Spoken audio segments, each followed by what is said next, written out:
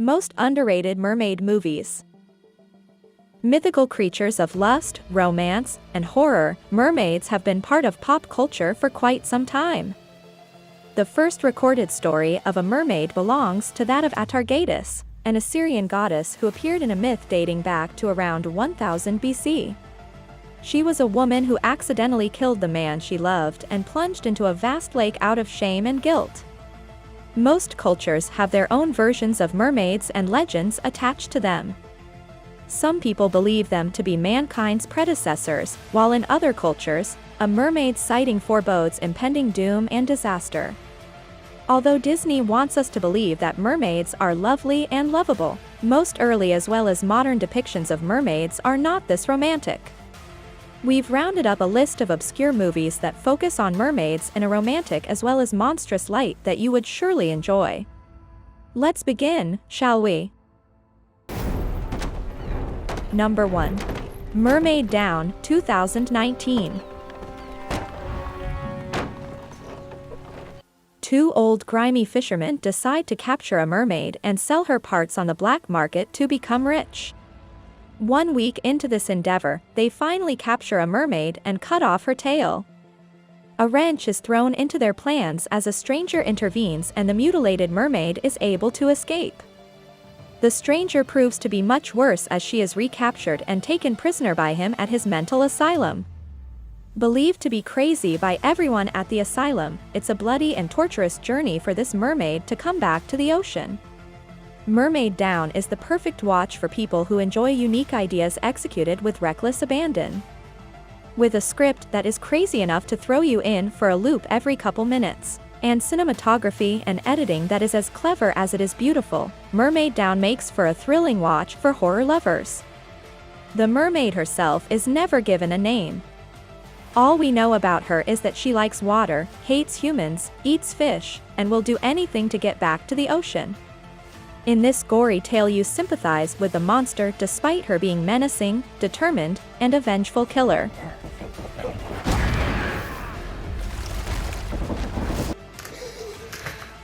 Number 2. Blew My Mind, 2018. Before we go forward, please consider subscribing to us. Your small click will help us to continue creating videos for you. Let's continue. Coming of age is a horrific experience for young girls even without fantastical elements, and Blew My Mind adds another layer of horror to the process with its mermaid spin on the genre.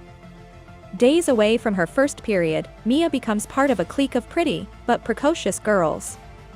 Soon after getting her first period, Mia's body starts transforming. However, whether all she's feeling and experiencing are symptoms of a disorder or something more is left to debate for the most part of the film. Blew My Mind uses monstrous transformations as a metaphor for puberty and hedonistic awakening, with the beauty and strength of female friendship at its center. A great mix of teenage angst and body horror, Blew My Mind creates a striking allegory and explores it with seriousness, grace, and exceptional craft. Our mermaid, Mia, isn't born with gills or a tail. Rather, upon the onset of puberty, amongst teenage feelings and vices, she develops her aquatic physical traits, ones she struggles to accept until the end of the film. Number 3. Evolution, 2015. In a remote seaside town whose only occupants are young boys and their elder female carers, Nicholas sees the corpse of a boy with a starfish on his belly during one of his swims. Dismissed by his mother, Nicholas starts believing something is amiss. During his investigations he finds all women partaking in a ritualistic bath in the mud at night, and that his mother has suckers on her back. Like all other boys in the village, Nicholas is taken to the hospital where he undergoes a series of medical procedures. As he slowly finds out what happens to young boys in this village, Nicholas deduces that he may have been kidnapped. With the help of one of the nurses, Stella, he tries to make his escape. But what's the secret of this strange village? Evolution combines themes of body horror and surrealism and a dreamy fantasia, resulting in a film that is equally resonant with innocence as it is disturbing. It is uncanny and uses a mix of horror and sci-fi to comment upon violation of one's body and gender fluidity. While it is never said outright in the film, all women inhabiting Nicholas Village are mermaids of some sort. They have their hair tied back in a pony, have a pale complexion, and wear a simple thin beige dress. These women have a series of suckers on their backs, can breathe underwater, and partake in a ritual every night where they writhe together in the mud. What truly makes these mermaids horrific is the fact that they capture young boys to medically implant them and create new life. Number 4. Killer Mermaid, 2014. Two young American women, Lucy and Kelly, travel to Montenegro on vacation to visit an old friend. Lucy plans on reuniting with her ex-boyfriend Alex. However, she finds out that he is now engaged to Jasmine. Lucky for her though, he doesn't mind one last adventure with her. As this group of 4, along with their friend Bob, decides to visit the abandoned military fortress of Mamula situated on a remote island, they are warned by an old, loner fisherman of the dangers the fortress holds. Ignoring his warnings, the group leaves for Mamula, and upon reaching, soon finds out that they are not alone in this large decrepit fortress. Someone else is on the island, and he will stop at nothing to keep its secrets hidden. Meanwhile, there is a darkness under the fortress that terrorizes the island and anyone who steps on it.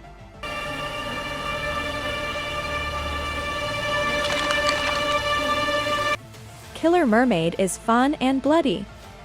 A perfect blend of sci-fi and horror, it has moments of brutality, fear, and sensuality against the exotic setting of Serbia. There are some extremely scary scenes of underwater horror, and while the mermaid graces the screen only in the last 30 minutes, the wait is well worth it. With claws that can tear through flesh and a sultry voice that hypnotizes men, this man-eating mermaid is as deadly as she is beautiful. When she finally does don her killer mermaid avatar, her flesh-colored tail and full mouth of sharp pointy teeth make her spine-chillingly horrific.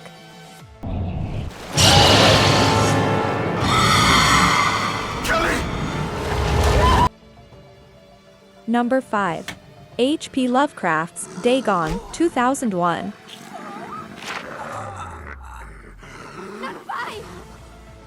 Dagon tells the story of Paul Marsh, a stock market tycoon, who is plagued by the dreams of a black-haired, green-eyed mermaid. Upon his journey to Italy with friends, Vicky and Howard, and girlfriend Barbara, their boat is caught in a storm. In the aftermath, the boat crashes against some rocks and Vicky is stuck under the deck. Howard stays with her while Paul and Barbara set into the port town of Imboca to seek help. As the two delve deeper into the town, strange secrets are uncovered. Running from the townsfolk, they discover that all of Imboca prays to the monstrous god of the sea, Dagon.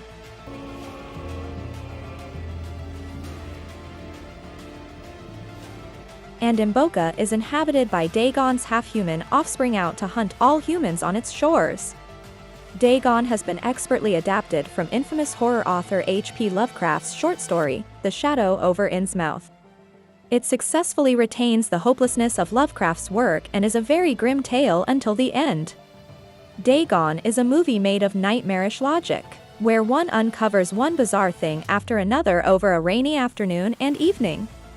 And nothing is more bizarre than Dagon's daughter Uxia. At first glance, Uxia is just another beautiful woman with black hair and emerald eyes. But as Paul uncovers after their first kiss, she also has gills and tentacles instead of human legs. Uxia had been waiting for Paul for years, and in the end, she stops him from killing himself and jumps with him in the water, finally making him accept his status as one of the Deep Ones.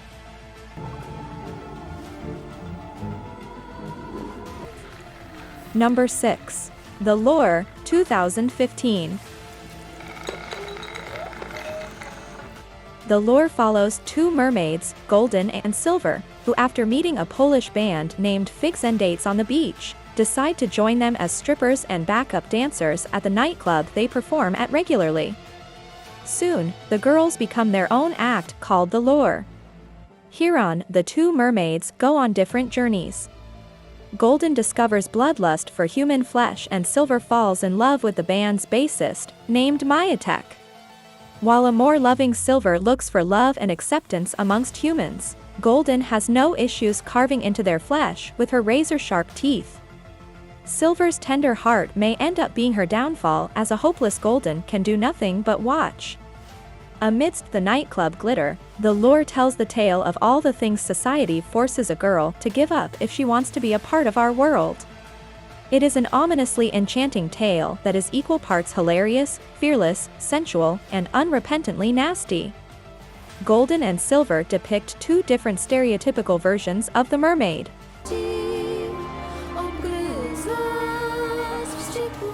Golden's character is derived from Greek sirens of Homer's epics.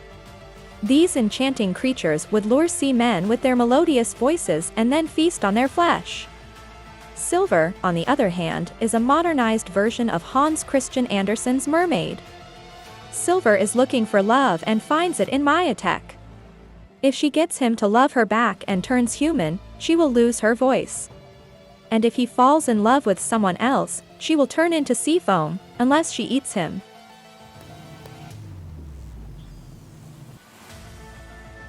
Number 7. Ondine, 2009.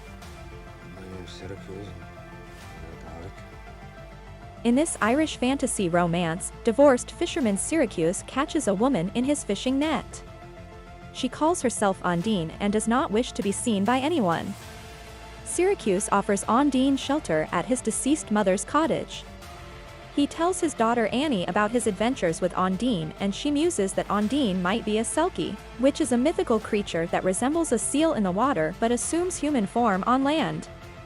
As Ondine and Syracuse get closer, Annie wishes for Ondine to be a selkie so she can use her selkie wish to cure Annie's kidney failure. Is Ondine really a selkie? Will she stay, and can she be trusted? Ondine is a sure promise of fantasy and magic, as our protagonists find their version of a fairy tale in a small Irish fishing town. With a compelling performance by Colin Farrell, and the elusiveness and mystery attached to Ondine, the film leaves one with a warm fuzzy feeling. Ondine is beautiful, and while she may not be a mermaid, she surely is beautiful and hides many secrets.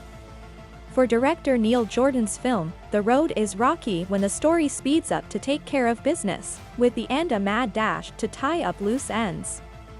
Still, there is enough saving grace on these craggy shores to let the mists and the legends roll in and envelop you for a while.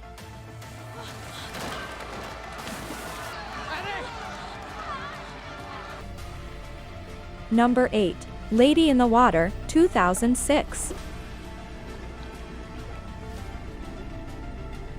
Lady in the Water is a fantasy thriller where Cleveland Heap, after losing his family in a homicide, takes up the job of an apartment complex superintendent. One night, Heap finds a woman in the building pool. I saw you! The woman is named Story, and is a narf from the Blue World. Story explains how she is in this world to find a writer whom she refers to as the Vessel. The Vessel will be magically awakened upon meeting her, and will consequently go on to write a book that will save humanity in the future.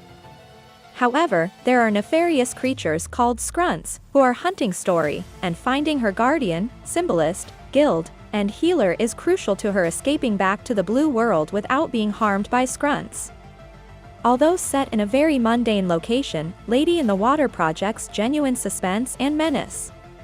The film takes fairy tale mythology and drops it in the middle of America's suburbs, creating an intriguing contrast as modern ideologies and mythological creatures interact. The most fairy tale-esque feature of this film is the narf named Story. Narfs come from the Blue World, live in water, and are desperate to communicate warnings to mankind. But humanity has forgotten how to listen to them. Amphibious in nature, narfs send their young ones to swimming pools because those are the water bodies near which mankind dwells. Story is one such young narf who has traveled to our world to find the Vessel. That was our list of most underrated mermaid movies. Which of these movies will you be adding to your watch list? Let us know in the comments, and stick around for more exciting content. Stay safe, and have a good one.